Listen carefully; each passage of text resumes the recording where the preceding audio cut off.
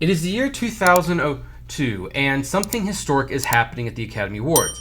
A brand new category has been announced, Best Animated Feature Film, and the first recipient of that award is about to also be announced.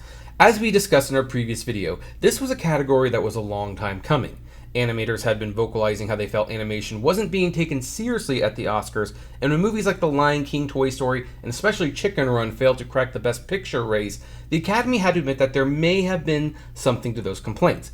As a result of these murmurings, the Academy announced in 2000 that in 2002 there would be the introduction of a new category called Best Animated Feature, which would exist to celebrate achievements in the field of animation and to give animators much deserved credit starting for the year 2001. The announcement of the category was met with mixed reception, with some feeling like the award was a long overdue validation of animation as an art form, while others felt that, like the Best Foreign Language Film and Best Documentary categories, the award would only add one more excuse for voters to not vote for animated films in the Best Picture category, and we will be discussing those concerns as the series goes along. Whatever people felt about the award, though, it was coming, and the first obvious question was asked: who would be the first winner of this new prize? Before we discuss the nominees and winner, though, what criteria did a film need to be considered eligible for Best Animated Feature? Well, to be eligible for Best Animated Feature, a film must have a running time of over 40 minutes. It must have been exhibited theatrically for at least 7 consecutive days in a commercial theater in Los Angeles County. The film must have a significant number of the major characters animated, and the animation must figure in no less than 75% of the picture's running time. Studios or filmmakers must submit their films for consideration by a specified deadline and must do so by the official submission form provided by the Academy. The nominations are determined by a vote of the animation branch. If there were more than 16 eligible animated films, the Academy would nominate 5 films. Less than 16 would result in 3 nominations, while a year with less than 8 would result in the award not being given out at all, though this last rule seems to have been dropped since there is now enough qualifying animation consistently coming out each year that the award has never been in real fear of not being presented. Once the final nominees have been determined, then all active and life members of the Academy who have seen all the nominated films are eligible to vote for the winner, although let's be honest, very few Academy voters manage to see half of the nominated films in any category, much less all of them. I suppose I should also mention that the recipient of the award would be the producer of the film and not the director. This would change the following year to give the award to the director or a combination of the director and producer, but the fact that this one year gave the award to the person who probably had the least to do with the direction, script, animation, movement, or anything else about the movie was really quite a choice. Again, the Academy mostly corrected this the following year, but it was still a strange decision in hindsight. With the rules set in place, the only thing to do was to name the nominees. Ultimately, the first year of the award would have more than 8 eligible films, but less than 16, so 3 nominees were chosen. Those 3 movies would be Monsters, Inc., Shrek, and Jimmy Neutron Boy Genius. Anticipate visual contact now. Holy... Hi! Nice antiques! Got a blast! Yeah, that third option was certainly a choice. We're going to discuss this film out of the normal order we typically do this series in, but for those who may not be aware of what this is, Jimmy Neutron Boy Genius was a movie by Nickelodeon Pictures which served as an extended pilot for a then upcoming TV series that would be released under the same name on Nickelodeon. As something that would air on TV, it was a serviceable enough film, but as something that you had to pay money to see, critics were not exactly enthusiastic about it.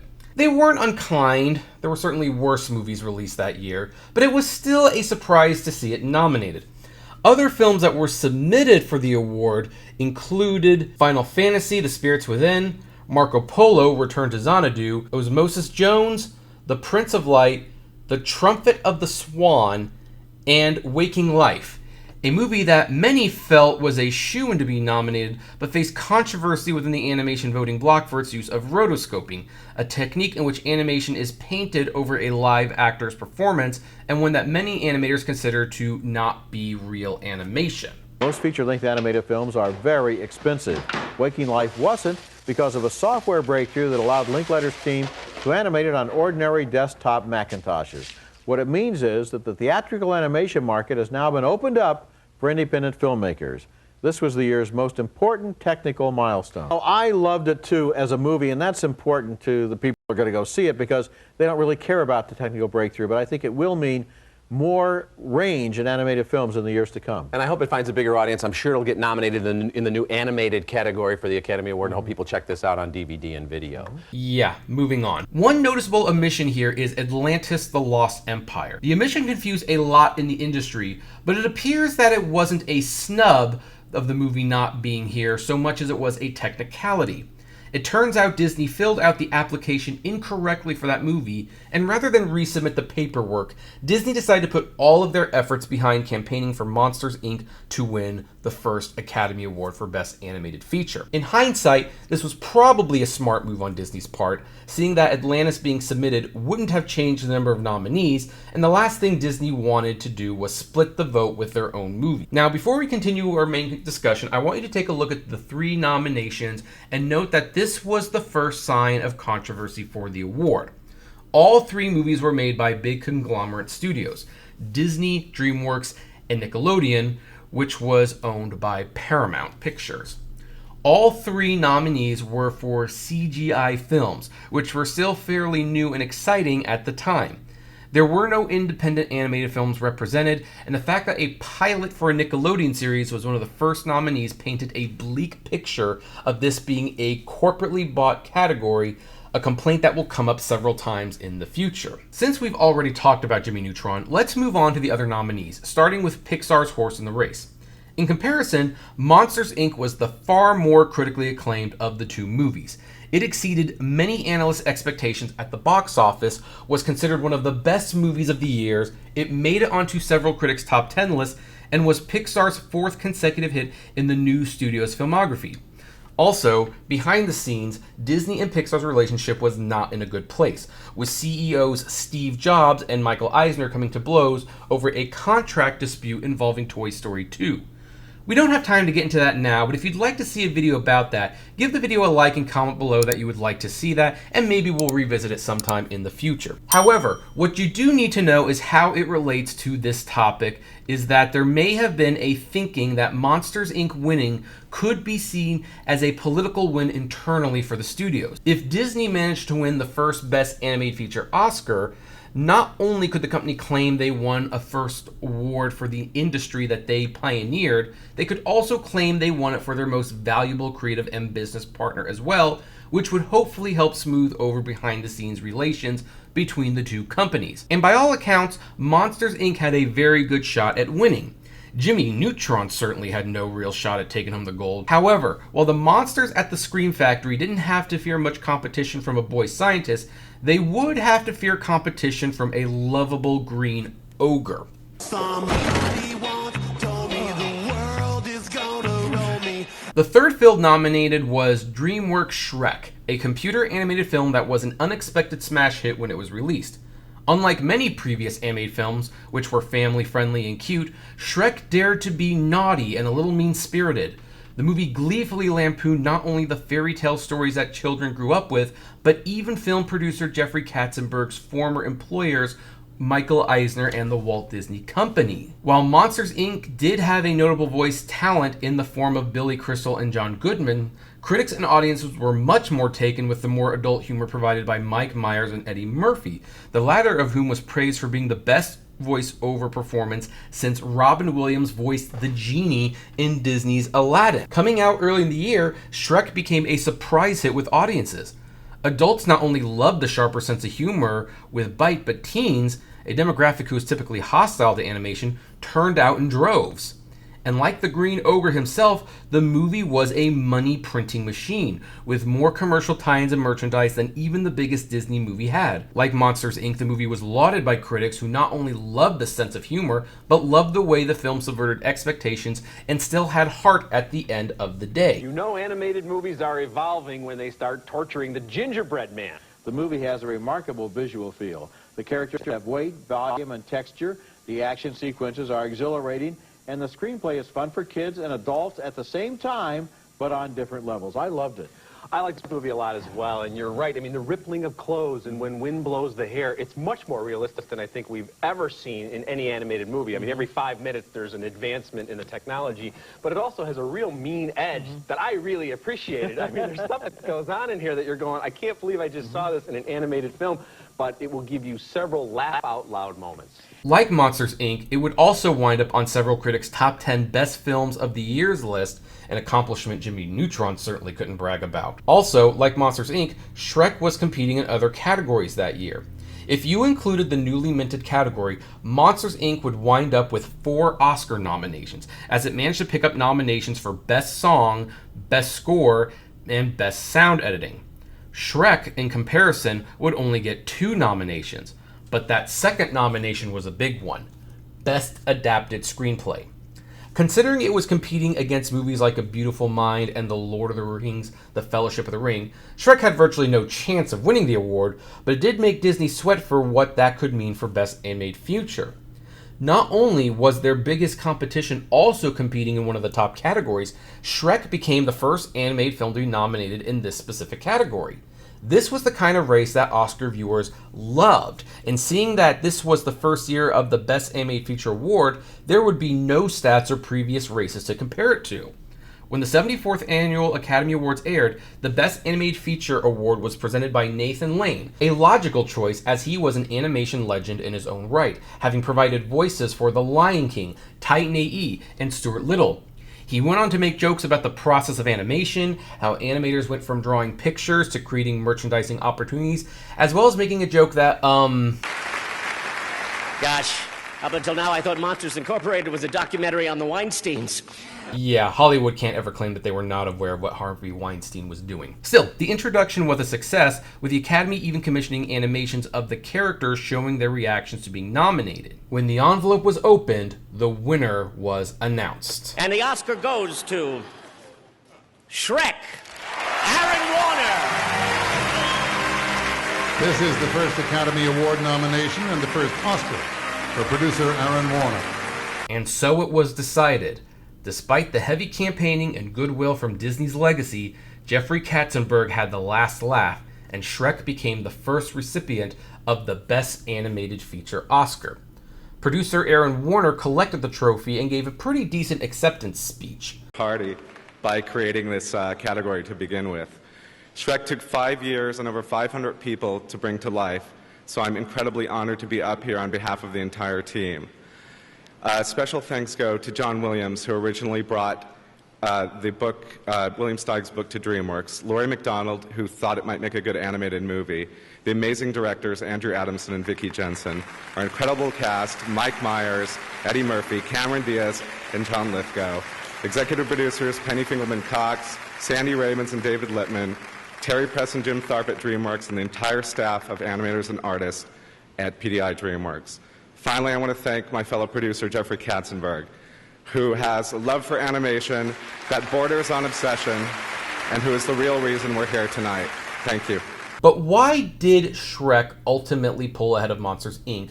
to win the first Oscar for Best Animated Feature? Here are a few reasons why. Number 1, Shrek was more beloved. The fact that Shrek received an Oscar nomination for Best Adapted Screenplay showed that for whatever reason, the Academy took Shrek more seriously as an Oscar contender than they did Monsters, Inc. Pixar may have gotten nods and sound and won Randy Newman his first Oscar after a whopping 19 nominations for Best Song.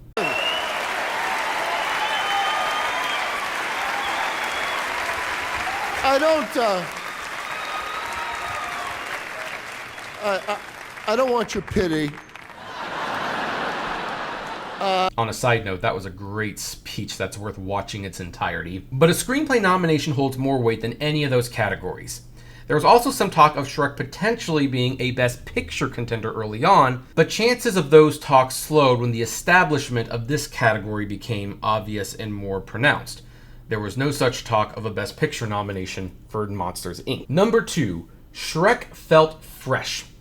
Though it's hard to think of how anyone could consider a movie as inventive as Monsters, Inc. to be predictable, the reality is that while Monsters, Inc. has aged very well, at the time it was coming under criticism for being too similar to the Toy Story movies in the sense that the movie paired two characters voiced by comic legends, both with different personalities, and sent them on a quest. This is a theme that helped mold A Bug's Life as well. It may have been that Academy voters were feeling that Pixar was starting to repeat themselves, where Shrek came off as more original and daring in the process. Number 3, all those homages. While Shrek may have a ton of parodies of various other films, it's possible that members of the Academy felt the parodies doubled as homages to themselves. If there's one thing Hollywood loves, it's a good ego stroke, and Shrek may have stroked that ego in ways that Monsters, Inc. just didn't. Shrek made fun of classic movies, fairy tales, and adults were tired of being subjected to, and even the Hollywood business itself. While the general public could appreciate all of these jokes on some level, it was the third option that was likely especially endearing to Academy voters, as these were the jokes that seemed particularly aimed at them, in the sense that the average moviegoer wasn't in on the joke. It made voters feel like Shrek was a private club of some sort, and that goes a long way in securing votes. And finally, number 4, DreamWorks. While it may seem strange, the fact that DreamWorks Animation made Shrek may have been an unspoken advantage during the race. DreamWorks had won the previous year's Oscar for Best Picture in the form of Gladiator, came close to winning the year before with Saving Private Ryan, and this year would win Best Picture again with A Beautiful Mind. For a few years, the studio that Steven Spielberg, Jeffrey Katzenberg, and David Geffen formed was on top of the world, which meant Shrek may have been the right movie at the right time. You have to remember that there was a lot of hope that DreamWorks would usher in a new age of filmmaking against what the big studios were producing at the time, and a vote for Shrek could be theoretically been seen as a vote for that potential. Overall, it was an exciting conclusion to the first race for Best Animated Feature. Once the dust cleared, though, it was time for people to wonder what it was about Shrek that gave it the edge in defeating Monsters, Inc. For reasons I've already listed, and maybe a few that I haven't, the reality was Shrek just clicked with more people at the time. Aside from the voters, Shrek was a cultural force to be reckoned with, and the success continued with future Oscar nominations for Shrek 2 and Puss in Boots spin-off films. While the Ogre and his pals haven't won the gold since the initial film, and DreamWorks has struggled with Oscar love in general since then, at the time it was an Oscar win that most people agreed with was a well-deserved one, and it was a logical launching pad for the brand new Best Animated Feature category.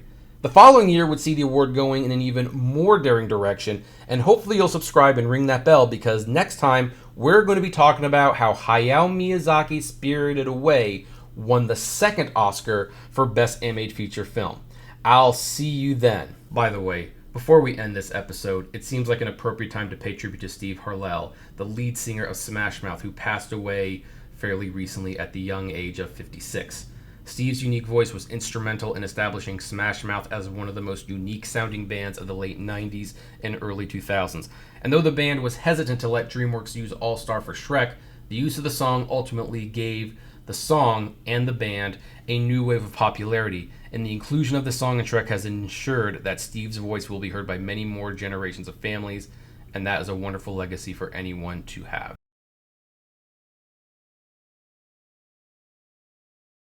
Hey, you made it to the end. Thank you so much for making it to the end. Just a few more things. First of all, the names that you see on the screen, these are our Patreon and YouTube member supporters, and I thank each and every one of them. Their support helps me make exclusive videos for Patreon and YouTube members, as well as keep the channel running, and of course is just of huge kindness to me. Also, don't forget to check out the iCritic-led podcast on Spotify, Apple, Google, Deezer, whatever podcasting service you listen to, it is there. We definitely want to see you there. And hey, there's also other videos that you can check out. So, check out these other channels, these other videos, especially that one. I think that's a really good one.